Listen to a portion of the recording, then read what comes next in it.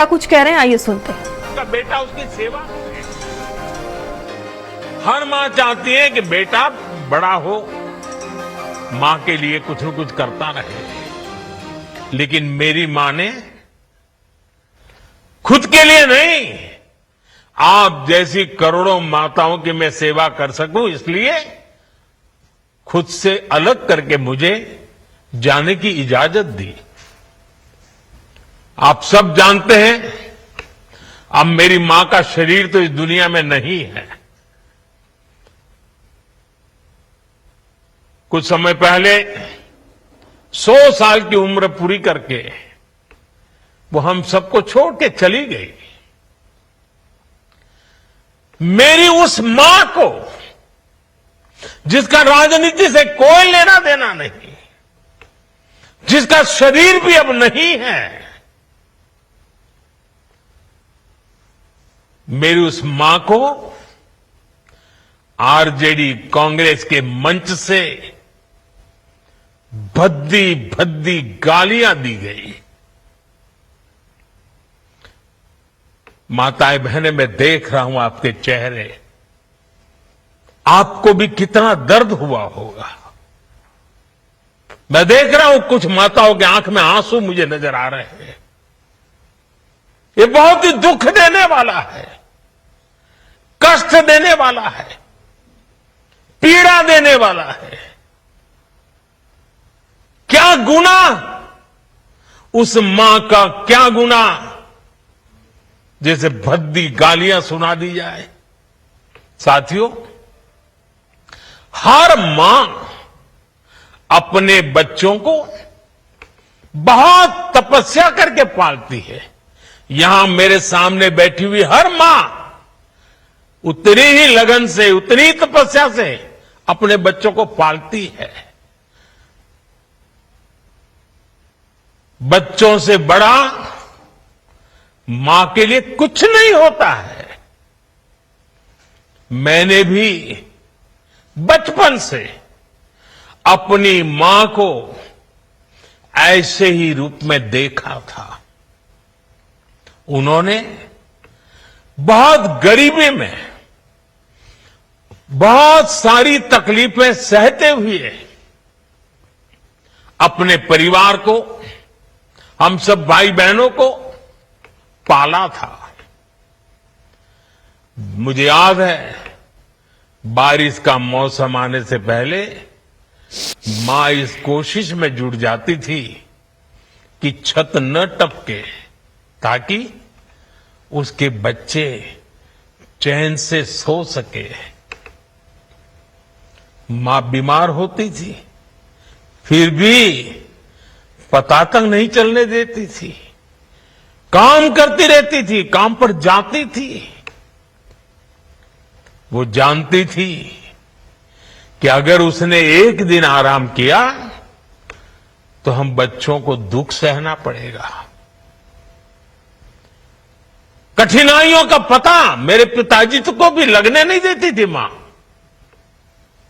वो अपने लिए कभी कोई नई साड़ी तक खरीदती नहीं थी।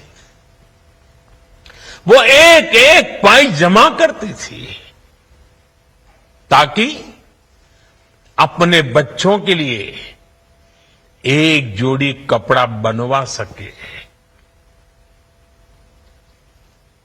और बात भले मैं मेरी मां की कर रहा हूं, लेकिन मेरे देश में करोड़ों मां ऐसे ही तपस्या करती है। मेरे सामने जो माताएं बहनें बैठी है ना, उन्होंने भी इतना ही कष्ट झेला है। एक गरीब मां जीवन भर ऐसे ही तप कर अपने बच्चों को शिक्षा दीक्षा देती है, ऊंचे संस्कार देती है।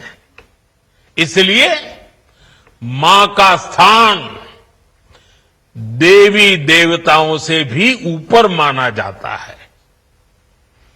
बिहार के ही संस्कार हैं, और हर बिहारी के मुंह से तो वो बात यूं ही निकलती है,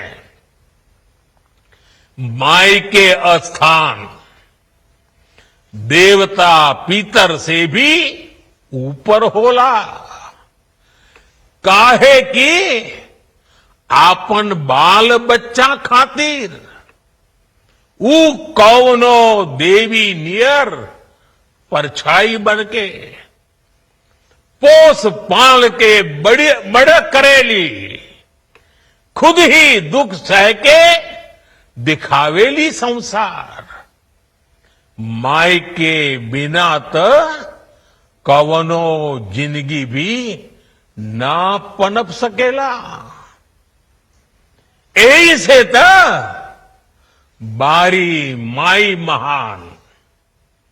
इसलिए साथियों, कांग्रेस आरजेडी के मंच से गाली, भद्दी गाली केवल मेरी मां को नहीं दी गई है। ये भद्दी भद्दी गाली करोड़ों माताओं बहनों को दी गई है। साथियों, एक गरीब मां की तपस्या, उसके बेटे की पीड़ा, ये शाही खानदानों में पैदा हुए युवराज नहीं समझ सकते। ये नामदार लोग तो सोने चांदी का चम्मच लेकर पैदा हुए हैं।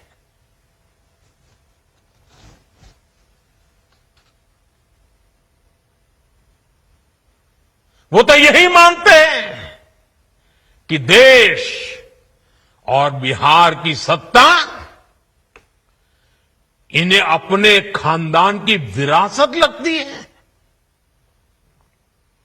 इन्हें लगता है